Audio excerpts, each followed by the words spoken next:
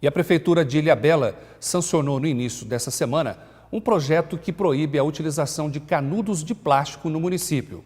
O objetivo é reduzir o impacto ambiental e preservar os recursos naturais que a cidade oferece a moradores e turistas. De acordo com o projeto, só vão ser permitidos nos estabelecimentos canudos biodegradáveis.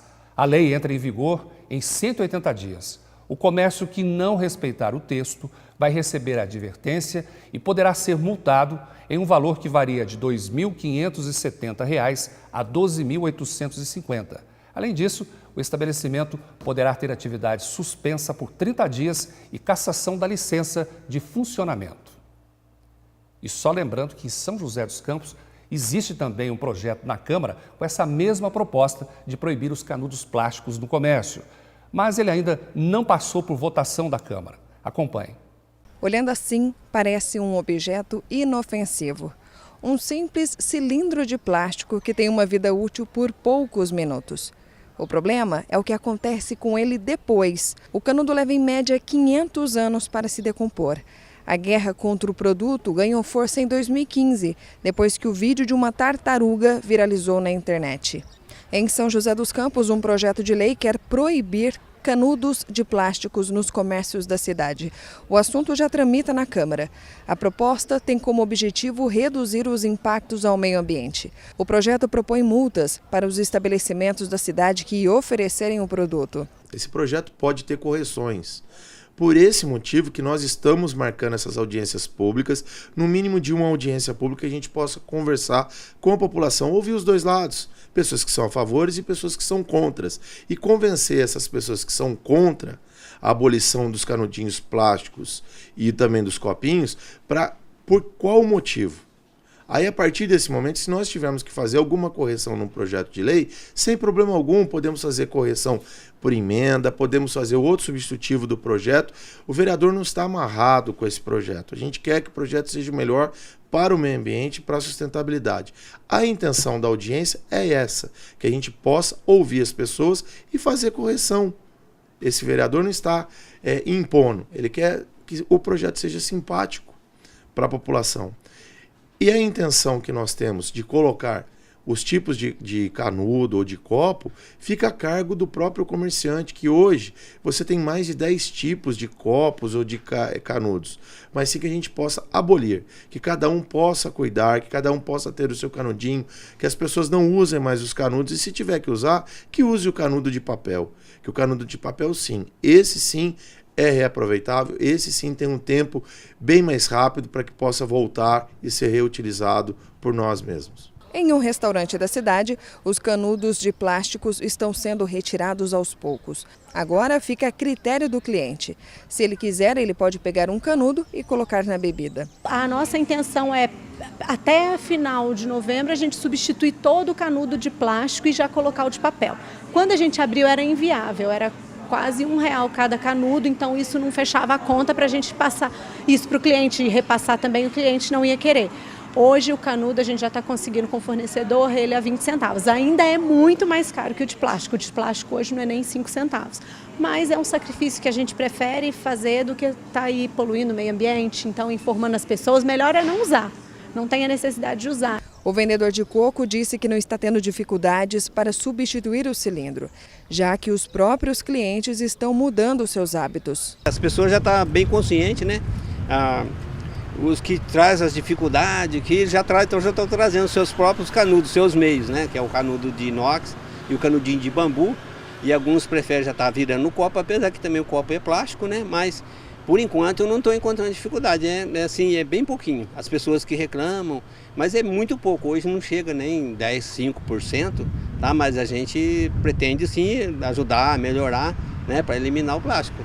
Como vai haver então uma discussão, eu vou querer participar dessa discussão e poder estar ajudando a minha cidade e o meio ambiente onde eu estou.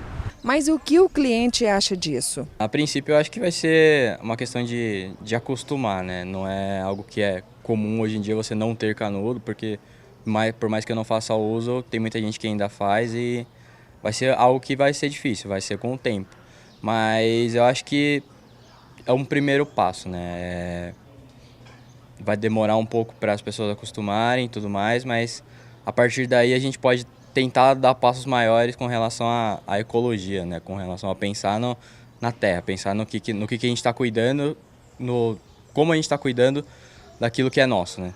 O horário de verão vai ser mais curto este ano. A mudança de horário passa a valer a partir do dia 4 de novembro e deve se estender até o dia 6 de fevereiro. Vão ser 15 dias a menos em relação ao ano passado. Carolina Silva. O horário de verão vai ser adiado neste ano por causa das eleições. A decisão foi tomada pelo presidente Michel Temer no final de 2017 para evitar confusões no horário da votação, durante a apuração e no momento do anúncio dos resultados. Mas ainda é possível que a data seja mudada mais uma vez. Isso pode acontecer porque o Ministério da Educação fez um pedido ao presidente para que o início do horário de verão fosse alterado por causa do Exame Nacional do Ensino Médio, que vai acontecer nos dias 4 e 8 de novembro. O dia 4 é o dia previsto para o início de horário de verão. Mas se o pedido não for aceito pelo presidente, o INEP, que é o instituto responsável pelas provas, afirmou que o exame vai continuar nos mesmos dias e nos mesmos horários, sem alterações. Carolina Silva, de Pindamonhangaba, para o Repórter Setorial. E vamos agora para a segunda parte da entrevista do dia sobre o descontrole financeiro. Você está querendo abrir seu negócio? O shopping é legal. Olha, o shopping é legal, não resta dúvida, passa gente à beça por lá. Mas existem formalidades, né? De repente você fica meio escravinho do negócio. Eu estou cansado de ir a shopping e ver lá a loja. Fui ao banheiro, volto já. E o cara está com a papeleta lá do lado de fora, só anotando e tacando multa no comerciante. É perigoso, né? Se o cara não tiver uma estrutura para corresponder ao regulamento. Sim, sem dúvida. Esse é um ponto do shopping que tem que estar muito bem claro entre as duas partes. Por quê? Geralmente tem alguns meses que realmente, por exemplo, o Dia das Mães, sabe-se que o quê? É um mês ou no mês do Dia das Mães, sabe-se que vende muito. Então, geralmente, existem algumas nuances no contrato que fazem com que o empresário tenha que pagar um percentual do faturamento naquele mês. Sabe o que é isso, minha gente? É aquele comercial que você vê na televisão, venha ao shopping e tal, parará. É um anúncio coletivo. Perfeito. Chama para o shopping, mas o condomínio leva também o valor dessa prestação da propaganda coletiva. Sem isso nas datas, né, mais fortes, e no Natal, então, a coisa duplica ou triplica o valor do condomínio. Sem dúvida nenhuma. Então, é um ponto. Você imagina se um empresário, por exemplo, negligencia essa informação. O que pode acontecer? Não prepara o bolso com fundo de reserva, né?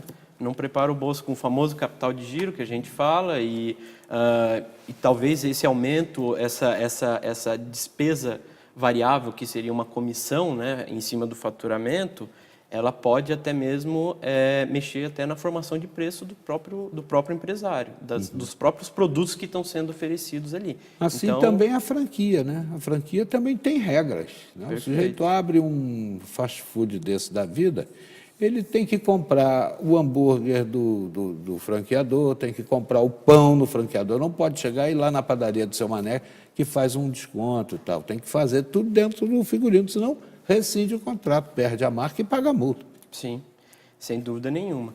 E esse é um ponto, a gente diz, através dos estudos, né, e estando junto aos empresários, principalmente que têm franquia, a gente sabe que existe como se fosse uma curva de aprendizagem mesmo dentro da franquia. Então, o franqueador, geralmente, ele entra querendo o quê? Ele está comprando uma franquia, o principal é o quê? São duas coisas, é o know-how e a marca, correto? Acontece o seguinte... E o roteirinho, né? De como é que faz para não tomar muito na cara. Que aí entra o know-how. Às vezes o cara ele não entende exatamente daquele ramo. Acontece o seguinte, quando passa-se 2 anos, essa curva de aprendizagem, o empresário ele já sacou qual é a do negócio. E é aí que o negócio pega, porque o empresário muitas vezes começa a achar o quê? Poxa, estou pagando aqui uma taxa de marketing, uma taxa de franquia aqui, sendo que eu já sei fazer o negócio e talvez eu tenha coisas para melhorar. Então é perigoso. O franqueado que entrar, ele tem que ter ciência que ele está ganhando aquele know-how e que é óbvio que ele vai ter a contrapartida frente ao franqueador. Então essa curva de aprendizagem ela é muito clássica, ela dura em torno de 2 anos. Ô Felipe, eu quero aproveitar que você está aqui com essa experiência toda, vou sugar de você essas informações em favor do telespectador que está querendo abrir o negócio, Claro, né? claro. O sujeito perdeu o emprego, ganhou um fundo de garantia bom, né? Tem chance, tem chance. Claro. Eu te pergunto, tudo isso que você está falando aqui, e até mais um pouco, o Sebrae se prontifica a prestar aquele que vai procurar por ele? É de graça, 0800, tem que pagar alguma coisa? Como é que funciona? Sem dúvida, Cataldi.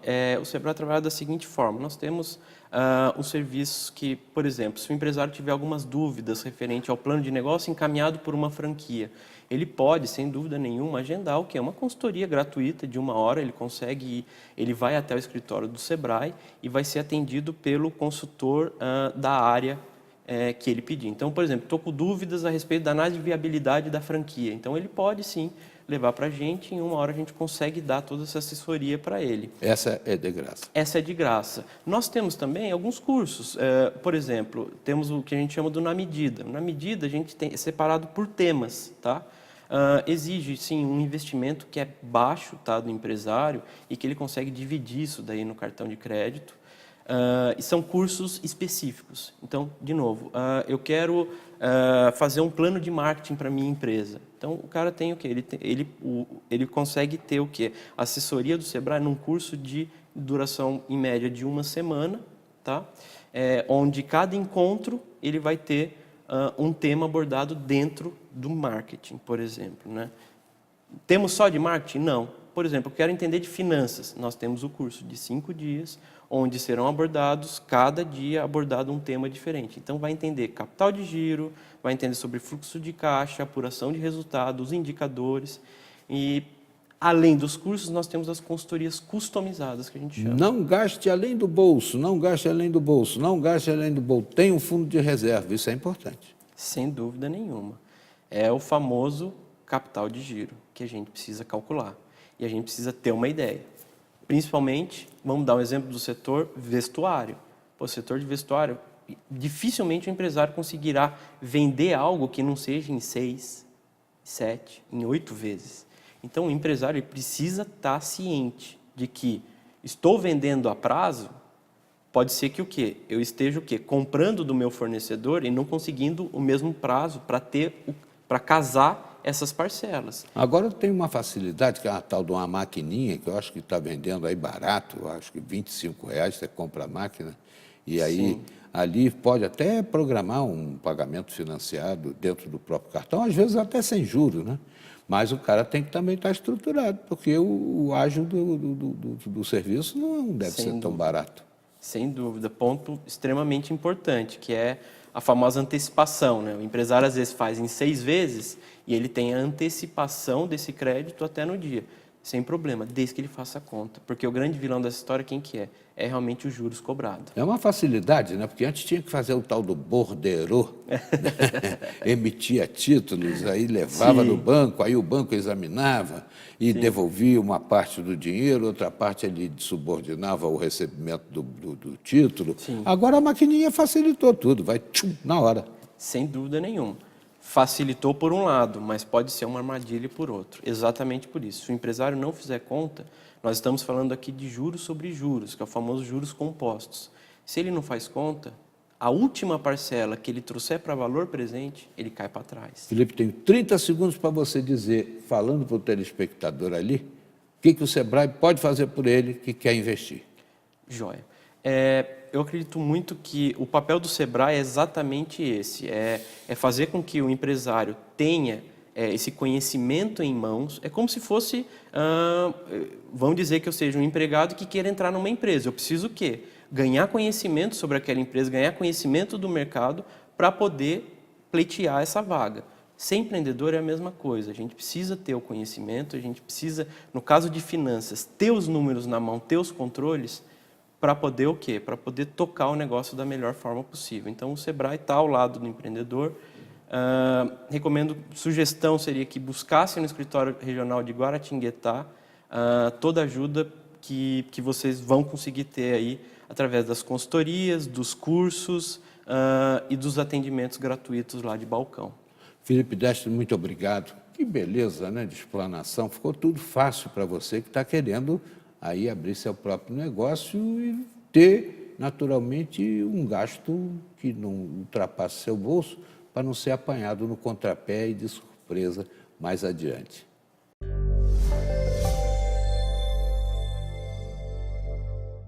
Depois do intervalo, a gente acompanha a segunda parte da reportagem especial sobre a prática de esporte na terceira idade. É já já.